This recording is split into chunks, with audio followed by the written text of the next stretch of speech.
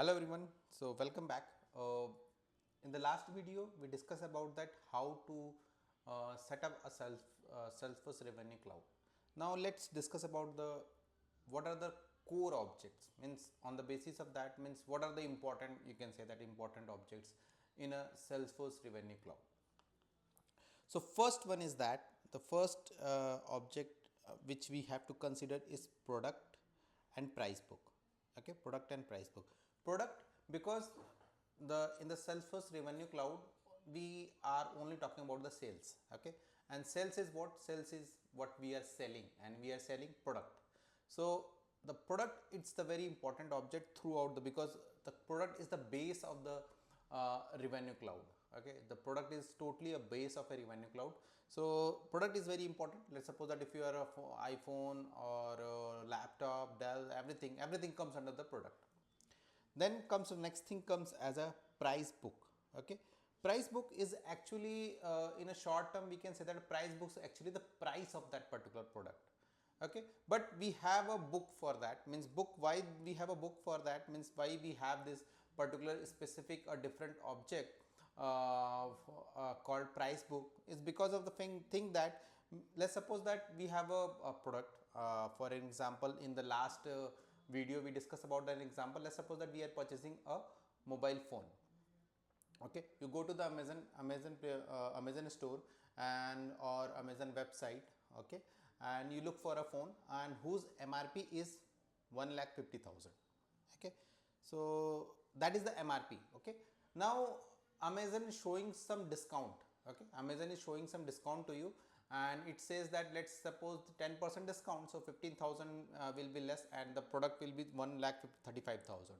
So now if you are a Prime member, okay, if you are a Prime member, then you definitely will get two or five more discount on 1,35,000 also. Now this 1,50,000, 1,35,000, and there is a one additional discount, 1 lakh, what we can say that 2 or 5% discount, whatever the thing that, but that is also price.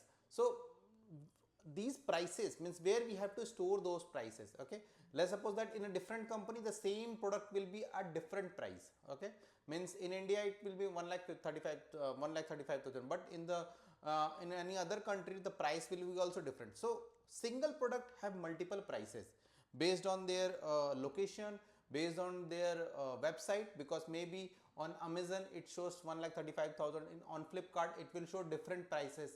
So based on their or if you go to their store, it will be a different price. Okay, so same product have different prices based on their different locations. So that how we can handle this particular thing was handled by the price book. Okay, so price book is nothing, it's just a place where we capture all the prices. Okay, where we place all the prices and create the quote on the basis of that.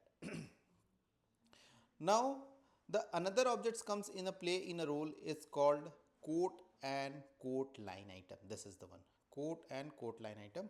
This is let me color in a different, quote and quote line item.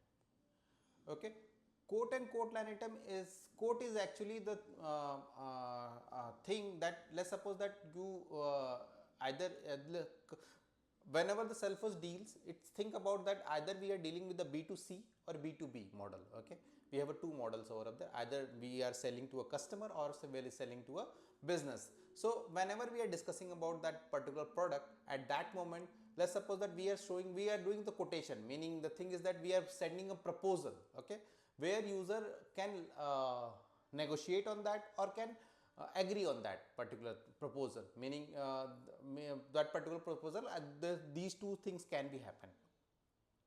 So in order to track that all the proposals, it comes under the project, comes under the object called quote and quote line item. Okay, quote is actually the parent one, and quote line item are the items that we are purchasing. Okay, so that's the thing, quote and quote line item. After the quote and quote line item, once the quote is got qualified, okay, once this quote got qualified, then we comes to a order. Okay, so order is actually where client agrees that this is the quote, I like it, I like your proposal. Now the quote is got converted into the order. Okay. So where we track the order and order line item, all the things were present in there. And then another object comes in the place, that contract. Okay. Contract is actually, in another term we can say that it's an agreement between the customer and the company. Okay, customer and a company, there is an agreement on the basis of anything. It can be a basis of a payment terms, like we are doing monthly payments or yearly payments, or it's how long you are going to use the product. So these are the things, what are the terms and condition with that utilizing of that particular products. So these all things comes together in a contract.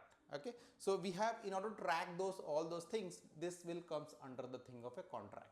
Okay, now we have another thing called billing and revenue billing object. This is another one of the major thing over up here, that is called billing and billing revenue object. This is actually the our invoice management. Okay, since order is completed, now we have to take the payments. Okay, from the payments, so for that we need to raise invoices. Okay, invoices can be your single time or recurring or use based, anything that we discussed earlier in the previous session, that invoices, there are, we have a majorly we have a three types of product that we are selling, either it will be one time or recurring or used based. These are the majorly, but apart from that we have many more configurational thing, but majorly on the top of that we have these three types of a product that we are selling. Okay, so in order for the invoice generation, we are utilizing this particular billing and revenue object.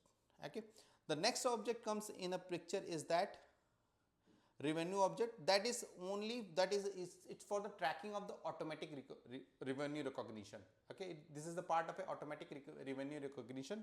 We will discuss more about this billing, revenue, billing objects and revenue objects in a later on session, more deep dive into that.